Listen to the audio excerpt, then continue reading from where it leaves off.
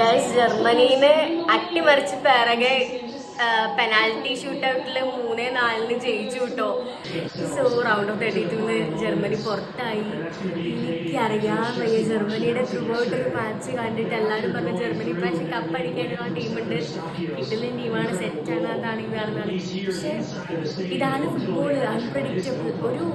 ഒരു മത്സരം കണ്ടിട്ട് ഒരു ടീമിനെയും വിലയിരുത്താൻ പറ്റില്ല. നാളെ ആ ടീമിൻ്റെ പെർഫോമൻസ് ഇന്നത്തെ പെർഫോമൻസ് അനുസരിച്ചായിരിക്കില്ല, എല്ലാം ഡിപ്പെൻസ് ആണ്. സോ പിറകെ ഈ ഒരു 2026 തന്നെ ഏറ്റവും വലിയ അടിപൊളി വിജയം എന്ന് പറയാം. പിറകെ ജർമ്മനിയിലെ 4-3 ഷൂട്ടൗട്ടിൽ പൊട്ടിച്ചു.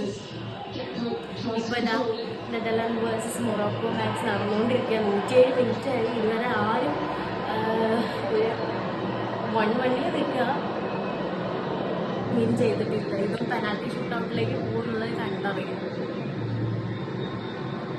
ജപ്പാൻ്റെ ഒപ്പം അപ്പോൾ ജർമ്മനി പടിയിറങ്ങി. ഈ പെനാൽറ്റി ഷൂട്ടൗട്ടിൽ ജർമ്മനി ഫെയിൽ ആയപ്പോൾ ഉണ്ടല്ലോ, ഈ മാനുവൽ ന്യൂയറിൻ്റെ ഒരു അവസ്ഥയും. 2024 അദ്ദേഹം വിരമിച്ചതായിരുന്നു ദേശീയ ടീമിൽ നിന്ന്. പക്ഷേ അഗെയിൻ 2026 വേൾഡ് കപ്പ് കളിച്ചിട്ട് വിരമിക്കാമെന്ന് വിചാരിച്ചു. പക്ഷെ ആ ഒരു വിരമിക്കലെന്ന് പറയുമ്പോൾ അതൊരു പെനാൽറ്റി ഷൂട്ടൗട്ടിൽ ജർമ്മനിയുടെ തോൽവി കണ്ടിട്ട് തന്നെ പോകും എന്നുള്ളത് ആ മനുഷ്യൻ്റെ ഒരു അവസ്ഥ. But he is A legend.